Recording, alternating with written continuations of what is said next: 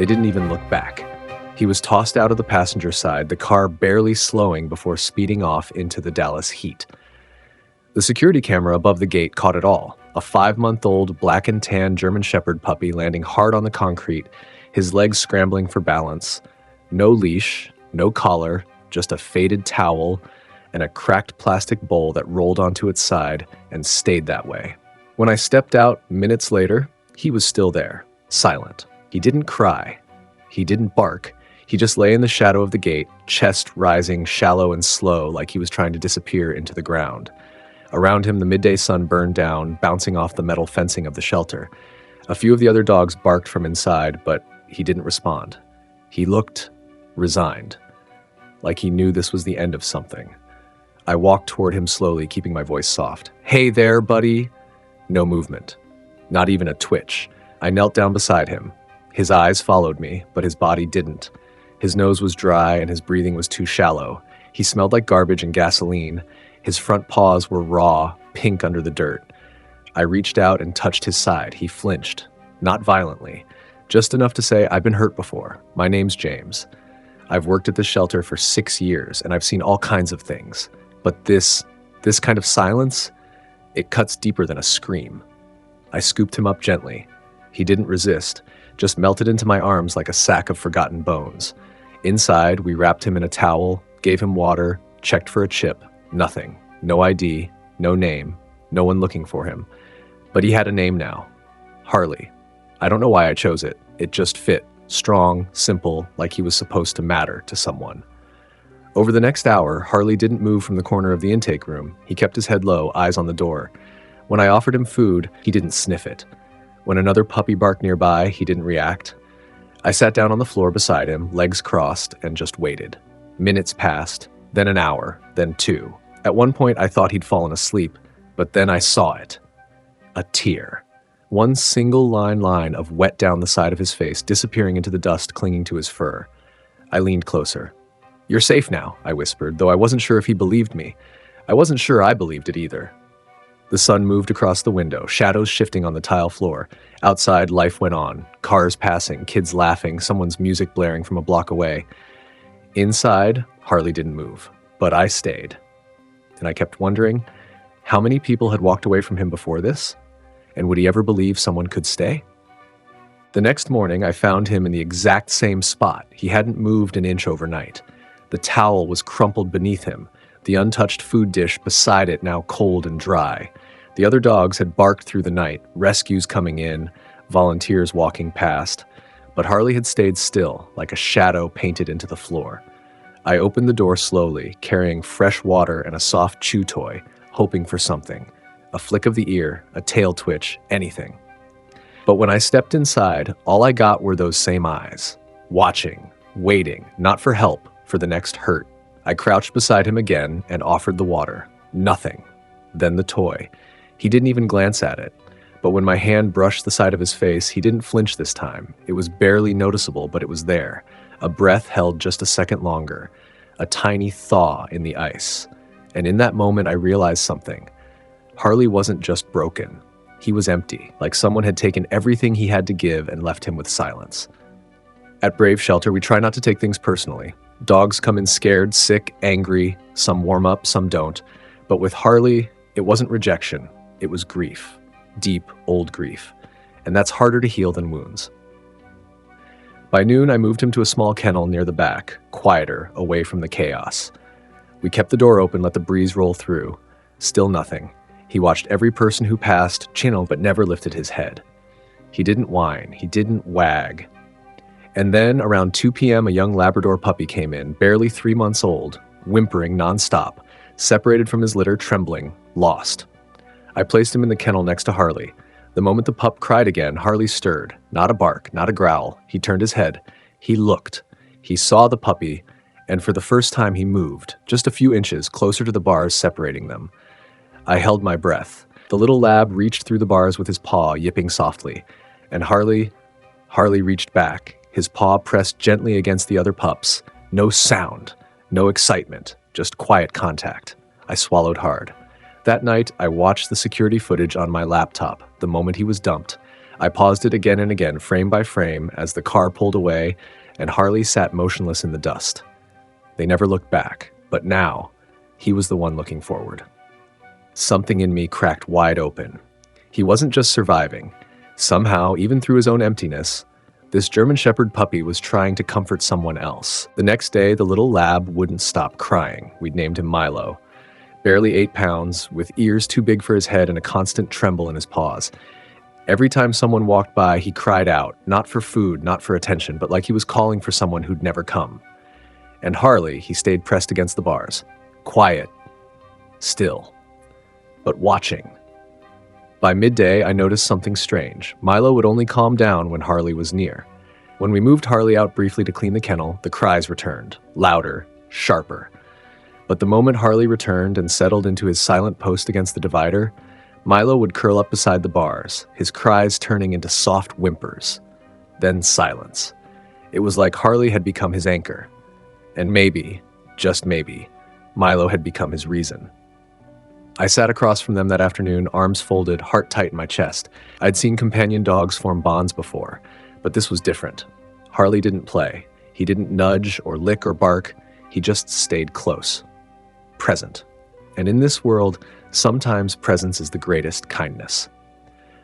Later that day, a family came to visit the shelter. Mom, dad, 2 kids.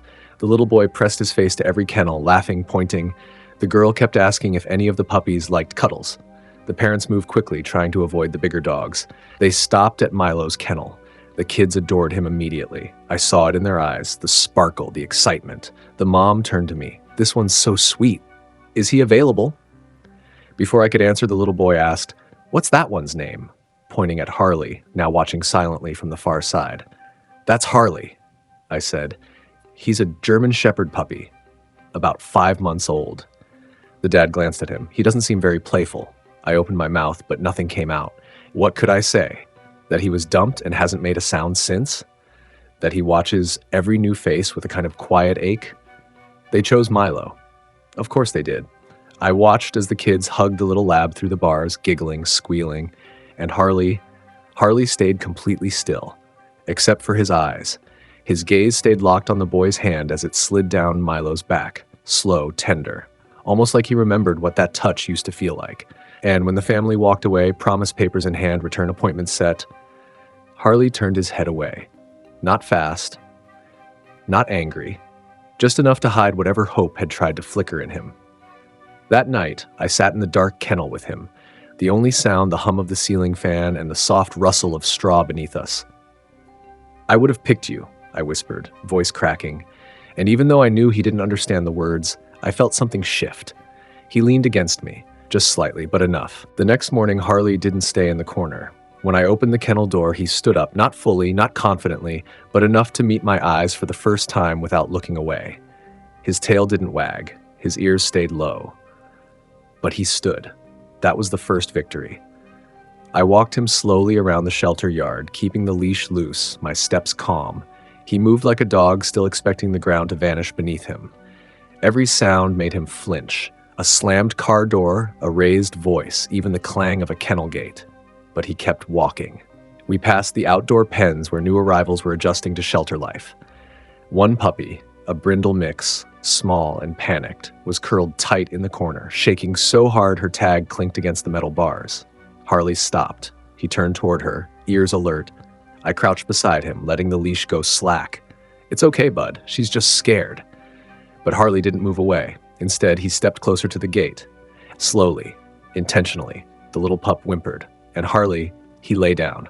Right there in the dirt, nose inches from the cage, body low and still, just like he did for Milo. I held my breath. The brindle pup inched forward, sniffed once, then settled into the corner closest to him. Her shivering slowed, her breathing deepened. I felt my chest tighten. This wasn't a one-time thing. This was Harley's instinct. He wasn't just surviving. He was watching, sensing, comforting in his own quiet way. The next few days, it happened again and again. New puppies would arrive, some dumped, some strays, some taken from terrible places, and every time it was Harley who gravitated toward the most frightened one. He wouldn't bark or play, he'd just lie near them, calm, grounded, and they'd come to him. Not to us, not to the toys or treats, but to Harley. One of the volunteers started calling him the Silent Shepherd. I couldn't stop thinking about it. This German Shepherd puppy, thrown away like trash, had become the heartbeat of our shelter. Not because he sought attention, but because he gave it to those who needed it most. He never asked for anything, never pushed forward when visitors came. While the others wagged and barked and begged to be seen, Harley stayed in the background, still, waiting. And yet, every time I passed his kennel, he looked at me the same way, like he was asking, "Did I do okay?" And all I could whisper back was, "You did more than okay. You're saving them, Harley." But I kept wondering, would anyone ever save him? The fifth family didn't even glance at him. They walked straight past his kennel, pointing at a golden retriever puppy in the next row. The little girl skipped with excitement. The dad asked questions, the mom smiled and nodded. Papers were filled out, leashes were fitted, and just like that, another dog got there forever. And Harley stayed where he was, in the back, watching, always watching. He didn't whine, didn't bark, didn't press his paws to the bars like the others. He just sat with quiet dignity, like he'd already accepted his role, the one who comforts, not the one who's chosen. That afternoon, I brought in a new arrival, a terrified husky mix named Nico. He'd been found under a bridge, soaked from a storm, trembling so hard I thought he might collapse. We put him in a quiet kennel toward the back. And as if it were routine now, Harley walked over, stopped outside the gate, and laid down. Nico didn't come close, not at first. But after an hour, I found them with their noses touching through the bars. No barking, no movement, just contact. It was always the same with Harley. He gave them something we couldn't. Not commands, not training, presence. Every time a puppy cried, he was there. Every time a new rescue froze up in fear, Harley waited. Every time we failed to reach them, he somehow did. That night, after closing, I sat with him. No one else around. Just the hum of the lights and the faint sound of crickets beyond the gate. "You know you're doing more for these dogs than I ever could," I said quietly, scratching behind his ear. "You're the one who stays." His eyes met mine. Deep brown. Ancient. Like he was carrying something older than 5 months should ever hold. "I wish someone would stay for you." For a moment, I let myself imagine it. Someone walking in, passing all the other pups, stopping at his kennel and seeing him for who he really was. Not just the quiet one in the corner, but the soul of this place. But no one ever did. They came for wagging tails, for energy, for play, not for silence, not for stillness, not for sorrow. And yet, Harley kept showing up. Every day, he walked past the newer puppies, paused at the cages of the ones who couldn't stop shaking, lay down beside them like he was saying, "You're not alone." I once read that some dogs are born with hearts too big for their own bodies. And watching him that night, I believed it. Because this German Shepherd puppy, unwanted, unchosen, was somehow holding up the broken ones. Even as his own heart kept waiting for someone to hold him. She came in just before closing. A woman in her late 40s, quiet, eyes tired in a way that didn't come from lack of sleep. She didn't say much, just asked if we had any calmer dogs. Not hyper, not loud, just gentle. I showed her a few. A Cocker Spaniel puppy, all curls and curiosity. A young Border Collie, eager to please. A Golden Retriever mix, still clumsy with oversized paws. She smiled, nodded, thanked me, but none of them seemed to hold her gaze for long.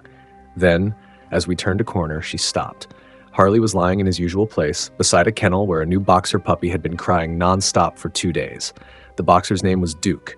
Big chest, tiny whines, scared of shadows, scared of everything. And Harley, as always, was just there, not touching, not crowding, just close. The woman tilted her head. "What about him?" she asked. I blinked. "Harley? He's a German Shepherd puppy. 5 months. He's quiet." She didn't say anything, just stepped closer. Harley noticed her, of course. He lifted his head, ears twitching, but didn't stand. He never begged, never tried to impress, but he watched her. And for once, she watched back. Her voice came low. "He looks like he's been waiting." I nodded slowly. "He has." She knelt down beside the gate, resting her hand just on the metal. Harley didn't move, but his eyes never left her face. "He doesn't come up to greet people?" she asked. "Not really," I said. "He's more the one who stays with the scared ones. Doesn't ask for much." She was quiet for a long moment. Then she said, almost to herself, "I used to be like that. I didn't ask. You learn not to. Sometimes silence tells you more than stories ever could." She didn't make a decision that day. She stood up, smiled politely, and said she'd think about it. I figured that was the end of it. People said that all the time, but as she walked away, I saw Harley's eyes follow her, not out of hope, just memory, as if he already knew she wouldn't come back. That night, as I was locking up, I found him in front of Duke's kennel again. The boxer had finally stopped crying. He was asleep now, one paw resting against the bars. And Harley? He was still awake, still watching the door, still waiting. It hit me then, how much he gave without being asked, how every day he poured his quiet strength into others, and yet no one had chosen him. And for the first time since he arrived, I began to worry that maybe no one ever would. The woman came back 3 days later. She didn't call, didn't email, just appeared. Same quiet steps, same distant eyes, same way of carrying herself, like every movement weighed more than it should. I was refilling water bowls when I saw her through the gate. My chest tightened.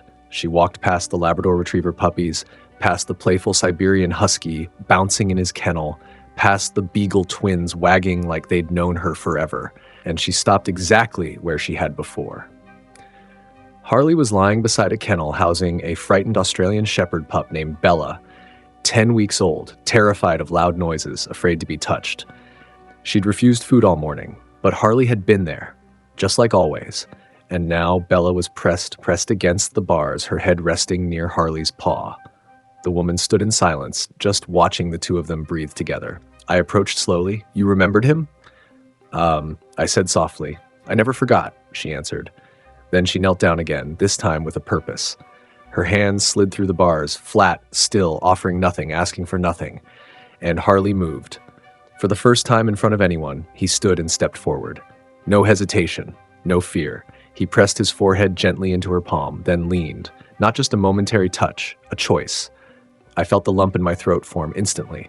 The woman closed her eyes. "I haven't touched another soul in over a year," she whispered. "Not since my son." I didn't breathe. He was quiet, like this. The kind of quiet that made a room feel safe. She looked at me then, and I saw it. Not pity, not charity. Recognition. "This German Shepherd puppy," her voice cracked. "He doesn't try to be loved, he just is. That's what I need." I nodded, swallowing back the wave building behind my eyes. "You'd be the first person he's leaned into since he got here." "I don't need him to do tricks," she said, stroking behind his ears. "I just need him to stay." And Harley did. He didn't move, didn't shift, he stayed. That afternoon, we started the adoption paperwork. Slowly, gently, no pressure. The woman asked if she could come spend time with him each day until the final signature. We said yes. Of course, yes. And from that day on, every morning she'd arrive at opening time. And Harley would be there, sitting upright now, ears lifted, tail tapping once softly against the floor when he saw her. Not because he was trained, not because he was told, because somehow he knew. The transformation was almost imperceptible at first. Harley started sitting a little closer to the gate each morning, watching the entrance like he was waiting for her shadow to appear. The moment it did, he stood. Not rushed, not frantic, just steady. Every visit, she brought something small. A soft blanket, a squeaky toy, once even a single treat wrapped in a napkin. But she never offered it right away. She'd sit cross-legged on the floor outside his kennel and just talk. Not about him, about her son. His name was Matthew. He would have been 17 this year. He loved shepherds. When he was 6, they adopted a German Shepherd puppy from a local breeder, named him Rex. That dog had stayed by Matthew's side through every stage of childhood, through scrapes and surgeries, through sleepless nights and hospital visits. Rex passed away just 3 months before Matthew did. She said after that she didn't speak aloud for weeks, didn't know how. Until Harley. There was one morning, early, just past sunrise, when I found them in the play yard. The air was still cool, the sky washed in that soft Dallas gold. She sat on the bench, hands in her lap, and Harley was at her feet, lying on his side, his head resting lightly against her boot. They didn't move, not even when I approached. "Can I walk him today?" she asked, her voice quiet. "Of course," I said. It wasn't a long walk, just around the yard. But Harley didn't need coaxing. His leash stayed loose. He stayed close. And when a golden retriever puppy named Max barked frantically in the corner, new, overwhelmed, confused, Harley stopped, walked over, and sat beside him. The woman watched with tears already gathering in her eyes. "He's not trying to fix them," she said softly. "He's just telling them he's here." That's when I knew. Harley wasn't healing through love given to him. He was healing by giving love to others. And somehow, it was working. That week, Harley helped a frightened Dalmatian pup named Benny take his first steps outside. Helped a basset hound named Rosie finally eat without shaking. Sat with a German short-haired pointer who had spent 3 days in complete silence until Harley's presence brought her into the light. Everywhere he went, calm followed.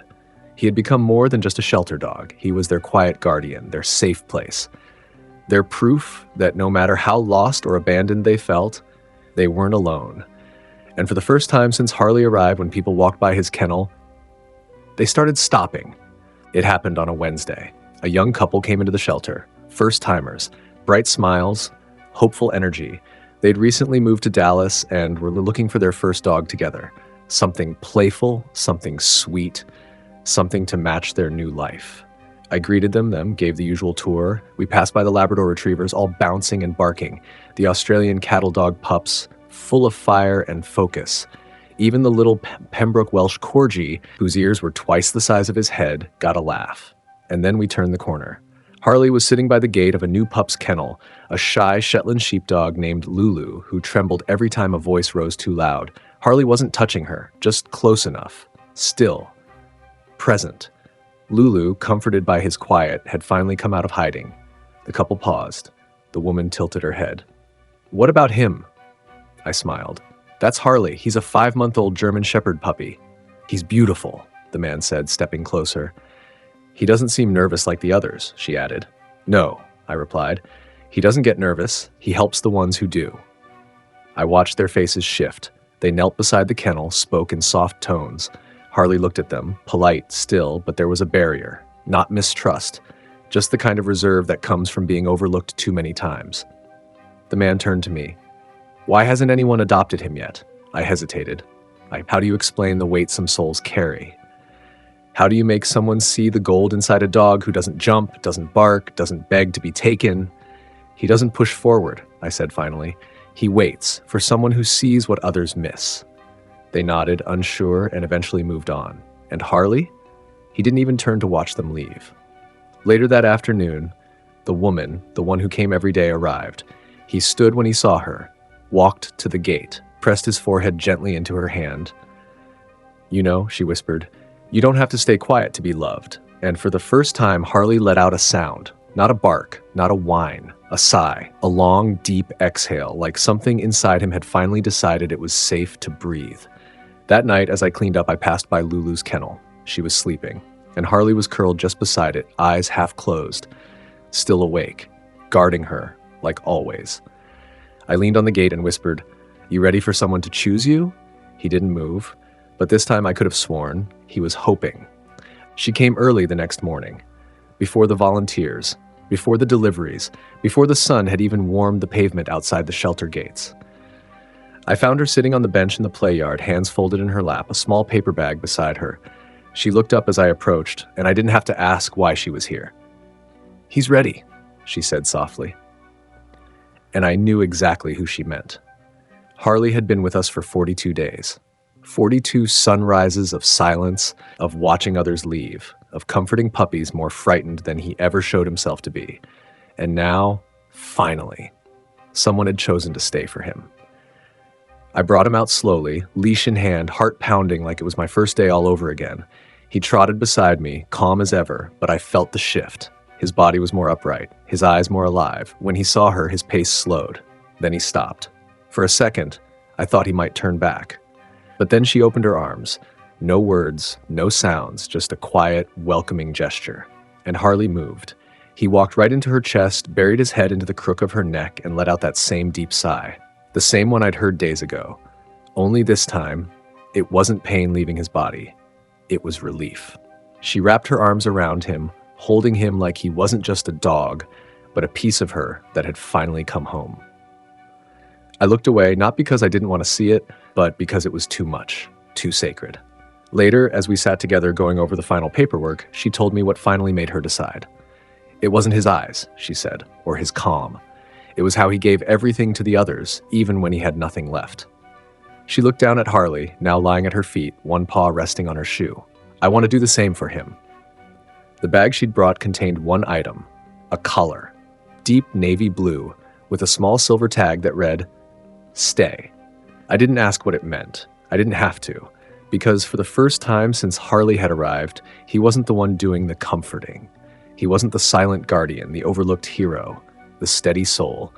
He was just a puppy, a 5-month-old German Shepherd puppy finally being held, finally being chosen, finally going home. And as they walked out together, her hand gently resting on his back, his tail swaying in slow, soft arcs, I felt the shelter change a little, like a piece of its heart had walked out the door and left hope behind in its place. The first few days without him felt hollow. His kennel sat empty, untouched. Volunteers instinctively slowed when they passed it, like part of them still expected to see him lying there, head resting near the gate, eyes watching with that quiet gravity only Harley had. Puppies still came in, frightened, broken, overwhelmed. A Bernese Mountain Dog pup who flinched at every sudden movement. A Boston Terrier with a heart murmur who wouldn't leave the corner of his pen. A little Doberman with scars we didn't ask about. And every time someone would whisper, Harley would have known what to do. But this time, it wasn't Harley lying beside them. It was Lulu, the Shetland sheepdog puppy Harley had comforted just a week before. Now she was pressing herself gently against the gate of a trembling new arrival, ears low, presence soft. She didn't bark or whine, she just stayed close. And when the little Doberman finally laid down, Lulu mirrored her posture, just like Harley used to. I crouched nearby, stunned. He'd passed it on, not with training, not with commands, just by being who he was. That afternoon, I got a text from her. He's doing well. He doesn't bark much, but he follows me room to room, like he's still watching over someone. Attached was a photo, Harley lying on a rug, one paw hanging lazily over the edge, sunlight catching the gold in his fur. Behind him, a framed picture on the wall, her son, Matthew, grinning with a German Shepherd puppy in his lap. I stared at the photo longer than I should have, and I cried, because it wasn't just about Harley being adopted. It was about healing, finding healing. It was about a woman who had lost everything, and a puppy who had never been given anything, choosing to start again together. And it was about all the dogs still here, the ones Harley had touched without a single word. He had been with us for 6 weeks, but his presence still filled the building like a steady heartbeat. That night, I found Lulu again, this time curled beside the Bernese Mountain Dog pup who was finally sleeping. And I whispered to the empty kennel behind me, "You did good, Harley. You left them better than you found them." And somehow I knew he would have stayed if they needed him. But now it was their turn to carry the quiet. Some stories never really end. They echo quietly, powerfully through the lives they've touched. And Harley's, it's one of those stories. This German Shepherd puppy, abandoned at a gate like he was nothing, became everything to the broken ones around him. He didn't heal through being saved. He healed by saving others, with silence, with presence, with love that never asked for anything in return. And maybe that's what made him so unforgettable. Now, he walks beside someone who knows grief like he does, who understands what it means to lose and still choose to love again. He isn't just a pet, he's a companion, a guardian, a quiet promise that even after the deepest wounds, hearts can still find each other. We see his legacy in every pup that dares to trust again, in every volunteer who chooses to stay 5 minutes longer, in every family who comes looking for joy but leaves having found hope. This little guy's journey from abandonment to rehabilitation shows how important nonprofit rescue groups really are. Caring for a rescued puppy is more than love. It's responsibility. It's pet care. So if Harley's story touched you, share it. Because somewhere right now, another dog is waiting in the shadows, waiting for someone to see them, to choose them, to believe they're worth staying for. Join our Brave Paws family. Be their voice. Be their hope.